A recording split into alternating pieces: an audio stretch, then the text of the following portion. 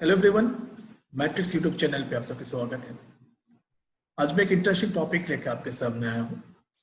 It's called the worst piece first.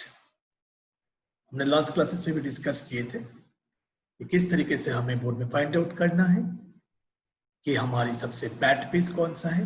हो सकता है कि हमारे सारे पीसेस अच्छे पोजीशन पे बैठे हुए, बट इसके बाद भी हो सकता है कि आपके इतने सारे पीसेस के बीच में से कोई पीस ऐसा है जो अच्छा वर्क नहीं कर रहा है। उसको कैसे वर्क में लाना है, इसके ऊपर आज हम डिस्कस करना चाहते हैं। सबसे पहले मैं पोजीशंस के बारे में बोलना चाहता हूँ जो हमारे डिस्टेंट जो प्लेयर है उनके लिए। व्हाइट के पॉन है A3, रुक A1, B4, night C3, queen C2, D4, night E4, रुक F1, F2, king G1, bishop G2, G3, H4, black H5, knight G4, G7, king G8, F7, bishop F5, queen E7, rook E8, rook D8, bishop D6, C6, B7, A6। सो ये जो position, ये game एक European team championship button में हुआ था 1999 में, and उसकी एक पोजीशन आपके सामने है। प्रॉब्लम हमें तब होता है जब हमारी फोर्सिंग मूव्स बंद हो जाता है। मींस जब फोर्सिंग मूव्स होता है, फोर्स्ड मूव होता है, तब हमें बहुत इजी होता है गेम को खेलना।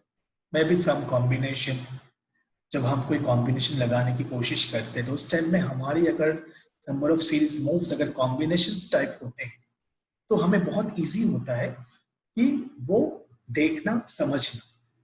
बट जब आपकी फोर्सिंग मूव्स थोड़ा बंद हो जाता है, जब आपको न्यू प्लान क्रिएट करना पड़ता है, तो इन दैट टाइम हमें ज्यादा प्रॉब्लम थोड़ा फेस करना पड़ता है। अभी आपके सामने जो पोजीशन है, अगर हम इस पोजीशंस को हम देखते हैं तो ब्लैक के सारे पीसेस बहुत एक्टिव है।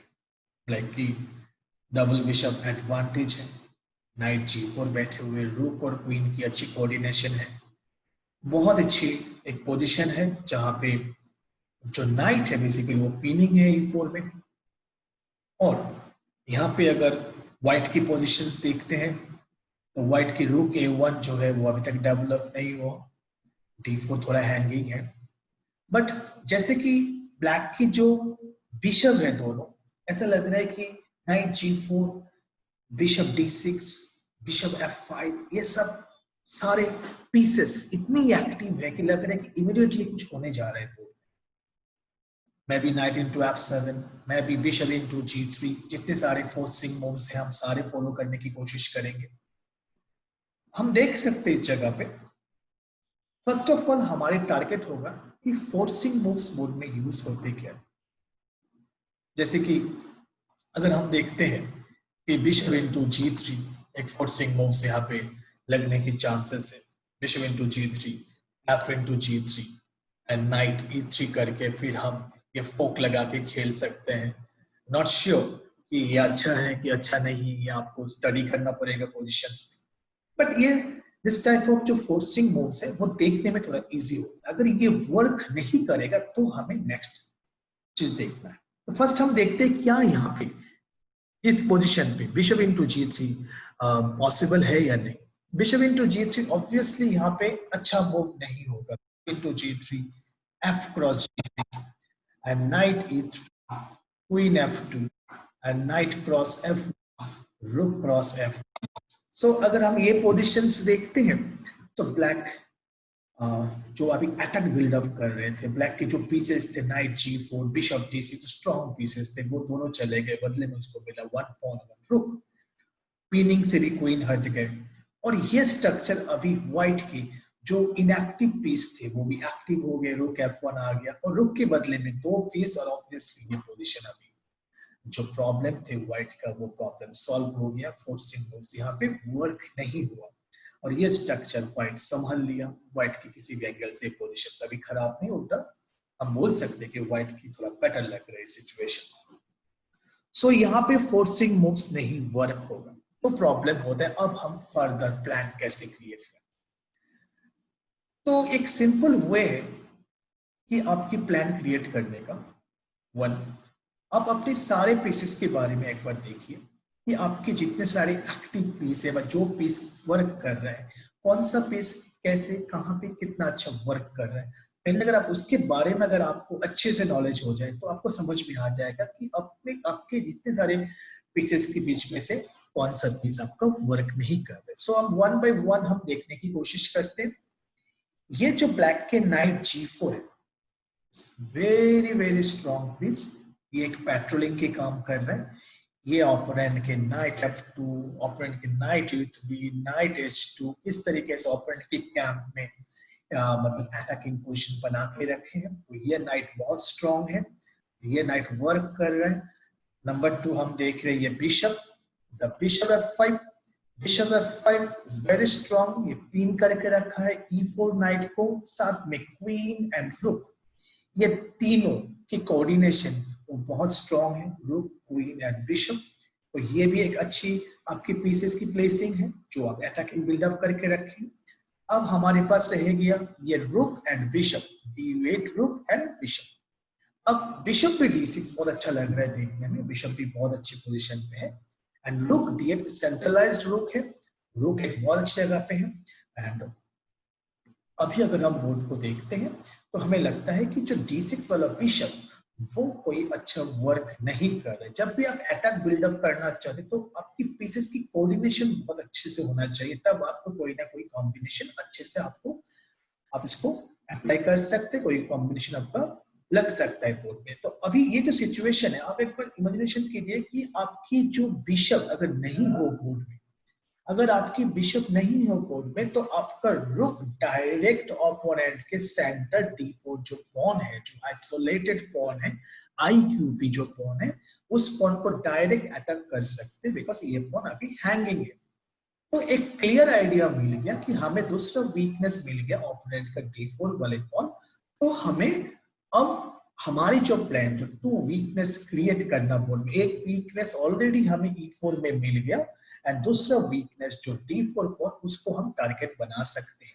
और वो टारगेट कैसे हो सकते हैं? अगर मैं बिशप को रिमूव कर दूं यहां से, तो हमारे डायरेक्ट हमारे D4 पॉन के ऊपर अटैक हो सकता है। अब हमें ये स्टडी करना है कि अगर ये बिशप इस डायगोनल पे ना रहे के, अगर A7 टू G1 के जो डायगोनल है, अगर ये डायगोनल पे आपका बिशप आ जाते हैं तो आपका बिशप उससे ज्यादा स्ट्रॉन्ग हो जाएगा। और तो आपको क्लियर कट पता चल गया कि इस पोजीशन पे जो आपकी वर्स्ट पीस है बोर्ड पे, जो सबसे गंदा पीस है अभी इस जगह पे, वो है आपका D6 वाला बिशप। तो आप अपने बिशप को एक अच्छा प्लेस में कन्वर्ट करके फिर ये गेम को आप एक्टिव कर सकते हैं। तो आपको एक न्यू प्लान मिल गया गेम को आगे बढ़ाने का। सो हम उसी में जा सकते हैं, बिशप B8। तो बिशप B8 खेलने के बाद डायरेक्ट थ्रेड्स रुक क्रॉस D4। अब D4 को आपको सेव करने के लिए व्हाइट रुक A8, now black plate bishop A7। अभी आप बिशप को देख सकते हैं कि आपका A7 वाला जो बिशप है वो थोड़ी देर पहले जो D6 में था, अब A7 में। डिफरेंसेस आपको पता चल गया कि ये वाली बिशप अभी अच्छा वर्क कर रहे। तो आपका नाइट, आपका बिशप, आपका क्वीन, आपका रुक एंड बिशप, आपकी एवरी पीस बोर्ड में एक एक्टिव पोजीशन लेके बैठा। और D4 is the big weakness, D4 problems शुरू हो गया। अब जैसे ही वो D5 खेलने का, D4 बचाने के लिए only one option D5, then the A7 वाले बिशप और ज्यादा स्ट्रॉन्ग हो गया एंड अनदर एक विनिंग मिल गया, टारगेट मिल गया। वो टारगेट है F2 वाला पॉन। तो F2 वाले पॉन के लिए ये जो F1 वाले रुक वो भी डेवलप नहीं हो सकता। तो आपकी बिशप बहुत स्ट्रांगली वर्क कर रहे हैं। इसलिए बोलते हैं, जब बोला जाता है कि बिशप को बोलते हैं लॉन्ग रेंज पीस, बिशप दूर से भी अच्छा काम कर सकते हैं। जैसे कि ये बिशप अभी A7 से बैठ के F2 तक एक अटैकिंग में पिन करके रखा है, ब्यूटीफुल पीस बन गया। जो अभी D6 पहले D6 में जो था उसकी बिशप और अभी A7 बिशप में बहुत डिफरेंसेस पता चला। तो ऑब्वियसली आप पोजीशन चेंजेस हो गए, क्योंकि एवरी पोजीशन, एवरी मूव में पोजीशन चेंजेस होते हैं। वो चेंजिंग पोजीशंस को पढ़ना बहुत इंपॉर्टेंट है। तो अभी जो चेंजेस हुआ है, और इस चेंजेस पोजीशन बहुत इजी है पढ़ना, क्योंकि अभी आपको जो E4 वाला जो डिफेंडर है, तो पिनिंग का डिफेंडर, दिस नाइट या दिस बिशप, किसी भी एक पीस को अगर यहाँ से हम हटा सकते हैं तो ऑब्वियसली उसका E4 वाला जो पीस है वो टोटली फिनिश हो जाएगा. So black take pawn into pawn, cross d5, so white take knight cross d5, and यहाँ पे ऑलरेडी उसका जो पिनिंग पीस है वो हट गया है, और हमें रुक के बदले में हमें 2 पीस मिल रहा है, रुक क्रॉस d5, क्योंकि यहाँ पे आप बिशप से बिशप नहीं कट कर सकते, बिशप से बिशप कट करने से blunder, because knight cross e7 and check. तो आपको ऑलवेज ये ध्यान रखना है कि फोर्सिंग मूव्स को देखना है, चेक्स फॉलो करना है. कोई भी मूव्स खेलने के पहले हमें ये ध्यान रखना है कि आफ्टर एक्शन के बाद क्या चेक आ रहा है क्या नहीं आ रहा है. जैसे बिशप इंटू e4 के बाद नाइट e7 चेक, अगर आपके माइंड में है कि बिशप इंटू e4 है, बिशप इंटू c2, तो ये ब्लंडर हो जा रहा है. तो आपको ये ध्यान रखना है. व्हाइट ब्लैक रोक क्रॉस d5, सो जो c3 का e4 का जो डिफेंडर था नाइट का वो हट गए, एंड क्रॉस रुक, bishop cross e4, bishop cross e4, queen cross e4, queen cross e4 and रुक क्रॉस e4. तो सिचुएशंस आपके पास है, और आप इस सिचुएशंस को अभी देख सकते हैं. यहाँ पे रुक के बदले में 2 पीस है, बिशप एंड नाइट, और यहाँ पे सारे पीसेस एक्टिव है. f2 वाला पॉन वीक है. नेक्स्ट मूव रूक e2 जा रहे हैं. The bishop and night is very very strong, और आप इस पॉन को नहीं बचा सकते. ब्लैक व्हाइट और एक ट्राई कर सकते हैं, रूक d8 check, king h7 and रूक d7. सो ये डबल पॉन के ऊपर प्रेशर क्रिएट करके गेम को आगे बढ़ाने की कोशिश कर सकते हैं. बट अल्टीमेटली जो आपकी जो वीकनेस है ओपोनेंट का f2, वो परमानेंट है. तो आपको यहाँ पे कोई भी एक पॉन जाते हैं, मान लीजिए आपका b7 भी चला जाए, लेकिन आपको f2 मिल जाए, तो व्हाइट की जो किंग की पोजीशन अच्छी नहीं है, तो आप किसी भी जगह पे कोई भी पॉन सैक्रिफाइस कर सकते हैं, उसमें कोई टेंशन नहीं, क्योंकि f2 वाला पॉन आपको मिल जाएगा. सो ब्लैक प्लेड सिंपल रूक e2 एंड ऑब्वियसली रूक cross f7 and king g6. अब यहाँ पे देख सकते हैं व्हाइट के पास कोई भी मूव नहीं है, मतलब कुछ जुगजुआंग टाइप की पोजीशंस हो गए. व्हाइट के पीसेस ज्यादा एक्टिव नहीं है, एंड f2 छोड़ के अब नहीं जा सकते, बिकॉज बिशप क्रॉस f7, फिर इसके बाद चेक लग सकते, bishop cross f7, bishop cross g3, एक मेटिंग नेट लग सकते, b7 पॉन नहीं ले सकते आप. तो व्हाइट को इसी फाइल पे ही अपने रुक को रखना पड़ेगा. लाइक व्हाइट प्लेड रुक f4, मान लीजिए उसने रुक f4 खेला, तो आप ऑल्सो यू प्लेड b5.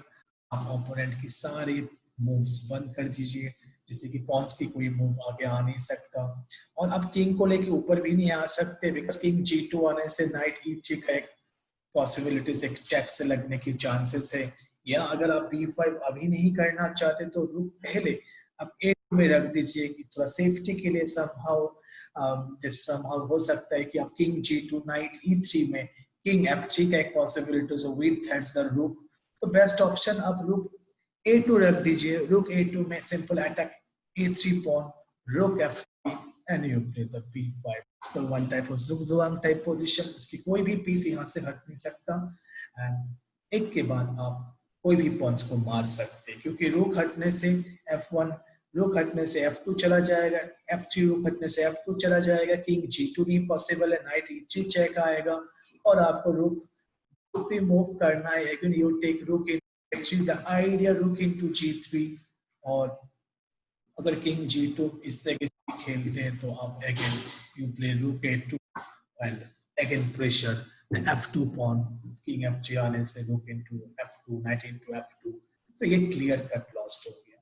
तो अब देख सकते हैं कि कैसे आपने फाइंड आउट किया कि अपनी वर्स पीस बोर्ड में जो आपकी इतने सारे पीस, जो आपके सभी पीसेस देखने में बहुत एक्टिव लग रहा है, लेकिन उनमें से भी हो सकता है कि कोई पीस हो जो आपकी इतना अच्छा वर्क नहीं कर रहा है. तो उसी को कैसे फाइंड आउट करना है, उसको कैसे प्ले में लाना है, it's the first important thing in every match. कोई भी मैच में आपकी हर जगह पे हर मोमेंट पे आपको प्रैक्टिस नहीं मिलेंगे, हर मोमेंट में आपको कॉम्बिनेशन नहीं मिलेंगे, बट कॉम्बिनेशन क्रिएट करने के लिए आपकी आपकी पीसेस की बेस्ट पोजीशन चाहिए, पीसेस की कोऑर्डिनेशन बहुत स्ट्रांग होना चाहिए।